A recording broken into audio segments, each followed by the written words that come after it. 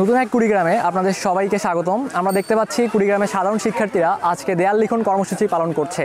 আমরা এখানে লক্ষ্য করলে দেখব বিভিন্ন শিক্ষার্থীরা তাদের যে প্রতিবাদ স্বরূপ যে ভাষা সেটা কিন্তু তারা এখানে উপস্থাপন করছে এবং একই সাথে আমরা দেয়ালে দেখতে পারবো যে মুগ্ধ ভাইয়া যে কথাটা বলেছিলেন পানি লাগবে সেই ধরনের যে প্রতিবাদ স্বরূপ ভাষা এগুলো আমরা দেখতে পাচ্ছি।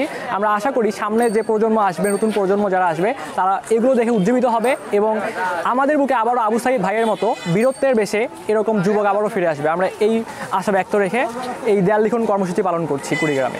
প্রথমত হচ্ছে এই কাজটি দেয়ালিকা বা গ্রাফিতি যেটাই বলি না কেন, সেই কাজটা সম্পূর্ণ ছাত্রদের উদ্যোগে হচ্ছে। আর আমি জাহাঙ্গীরনগর একজন স্টুডেন্ট এবং কুড়িগ্রামের মতো একটা শহরে যখন দেখছি তারা এই কাজগুলো করছে নিজ দায়িত্বে, আমাদের মতো যারা সিনিয়র আছেন বড় ভাই আপুরা তাদের জন্য খুবই গর্বের বিষয় যে আমাদের সাধারণ স্টুডেন্ট যারা ক্লাস 10 থেকে শুরু করেন এসএসসি এমনকি এইচএসসি যারা দিচ্ছে তারাও এসেছে এই কাজে।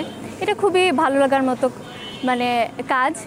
আর আরও ব্যাপার হচ্ছে যে তরুণ সমাজ যেই ভূমিকাটা রেখেছে এটা তো ভোলার মতো একদমই নয়।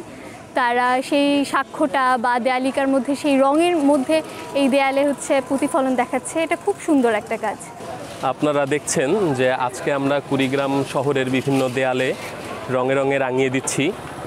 এই যে বিগত দিনের স্বৈর শাসকের যে একটা দখলদারিত্ব ছিল এই শহরে বা এই শহরের দেয়ালগুলোতে, সেগুলো স্বতঃস্ফূর্তভাবে মুক্তিকামী যে ছাত্র জনতা আছে তারা সেই কলঙ্কিত দেয়ালগুলোকে নতুন করে রাঙিয়ে দিয়ে নতুন করে স্বাধীনতার ছবি আঁকছে।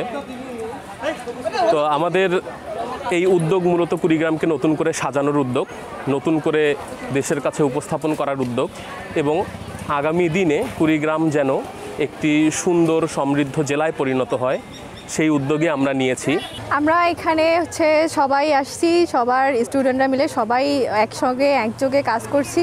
এখানে ধর্ম ভেদাভেদ মানে হিন্দু মুসলিম কোনো ভেদাভেদ নাই, সবাই একসাথেই কাজ করছি।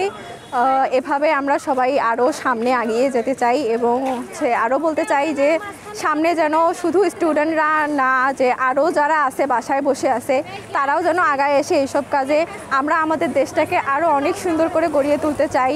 মানে এখানে যে ধর্ম বা হচ্ছে অন্য দল ভেদাভেদ থাকবে এরকমটা যেন না হয়। আমরা নিজ নিজ দায়িত্বে সব কিছু আমাদের নিজ নিজ দায়িত্বে রাখবো এবং হচ্ছে পরিষ্কার পরিচ্ছন্নতাটা হচ্ছে আমরা সবাই নিজ নিজ দায়িত্বেই করে ফেলবো।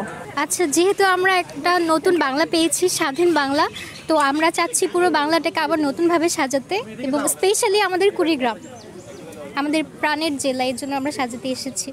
সবাই মিলে কাজ করছি, অনেক ভালো লাগছে।